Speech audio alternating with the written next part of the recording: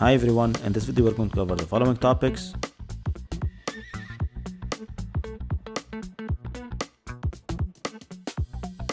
If they are familiar to you, please skip the video to the questions, answer them, put your answer in the comments section below.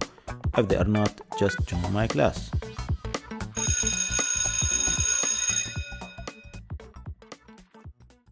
Hi everyone, welcome again to my channel. Today we're going to talk about alkenes and alkynes. Don't forget that this video is a part of a series of videos talking about organic chemistry. Please watch them all in sequence. We spoke about these names for alkanes and I told you that you have to memorize them and relate the number of the carbon atoms with the name, which means that you have to memorize when you have one carbon atom, it's called methane, 2 ethane, 3 propane, and so on.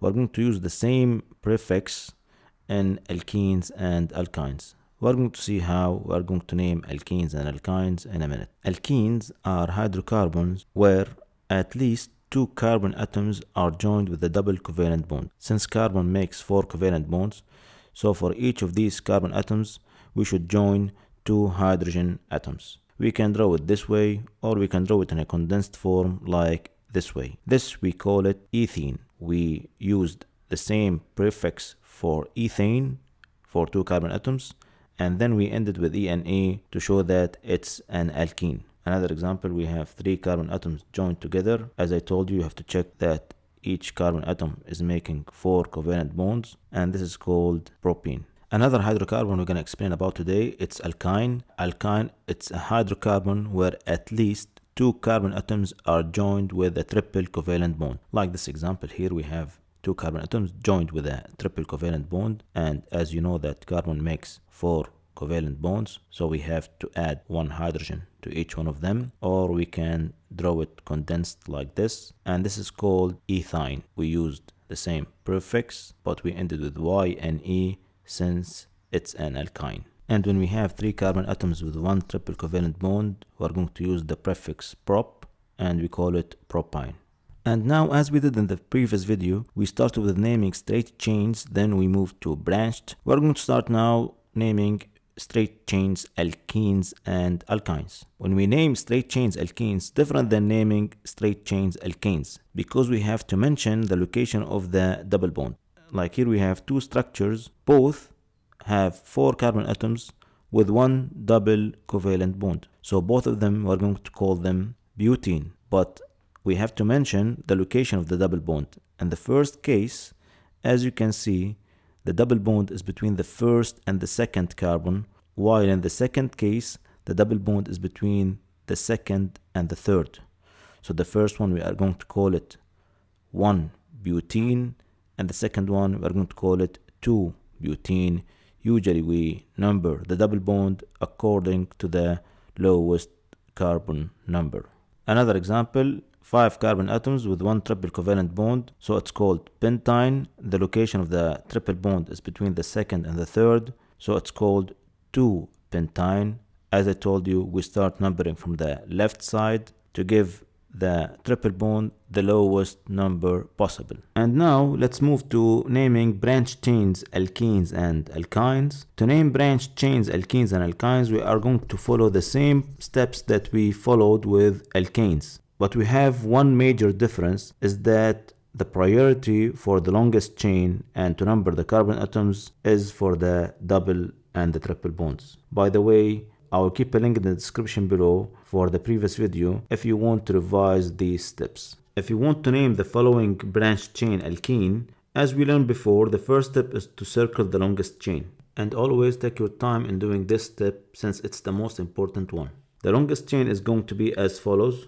Then the next step, as we learned before, we have to name the substituents or the groups. Here we have 1 carbon atom is branched from the main chain, so it's called methyl. And now it's the most important part. When we want to number the carbon atoms, we don't number them according to the end closer to the substituents. Instead, we're going to start numbering to the end closer to the double bond for the double bond to have the lowest number possible. Because if we start numbering from the right side, the double bond is going to be at carbon 4. But if we start numbering from the left side, the double bond is going to be at carbon 2. So we start numbering from the left side. So the name is going to be 5-methyl 2-hexene, which means that we have one substituent called methyl located at carbon 5, and we have a double bond at carbon 2.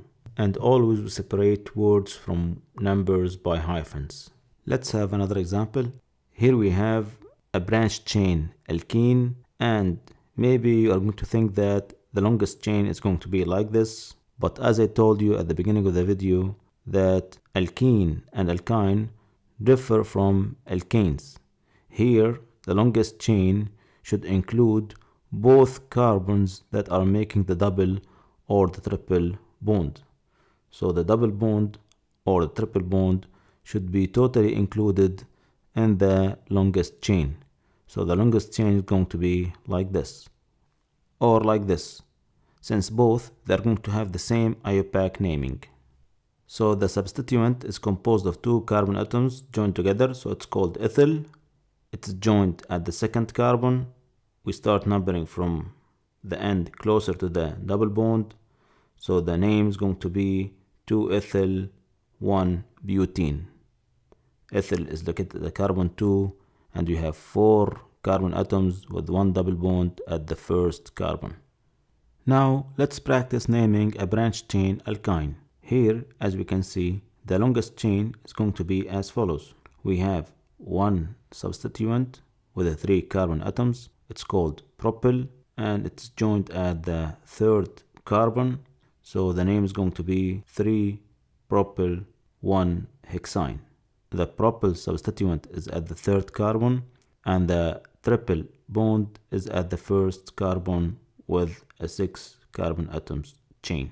I just want to bring your attention to something about the propyl group before we move to the practice part. If the propyl substituent was connected to the main chain using its second carbon like this, then we're going to call it isopropyl and not propyl, and the name is going to be 3-isopropyl-1-hexyne. And now, to check your understanding, I want you to pause the video during the countdown, copy the structure, try to name it, and then play the video again to check if your answer is true or not. The answer is going to be displayed after the countdown is over.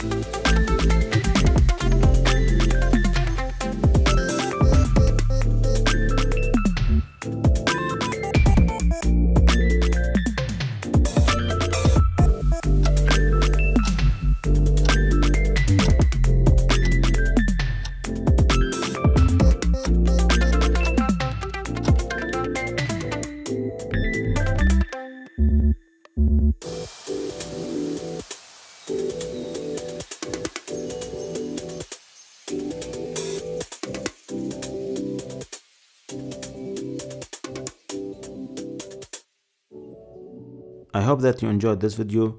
Please stay tuned, because in the next video we're going to explain how to name such compounds when we have both double and triple covalent bonds in the same compound. And now you are ready to solve the end of video questions. Please, if you are not, repeat the video again. Otherwise, solve the questions, put your answer in the comment section. If you have any question that I didn't cover in the video, please share it with me in the comment section. Share this video with your friends. Subscribe to my channel to stay tuned for more videos. See you in other videos, and good luck.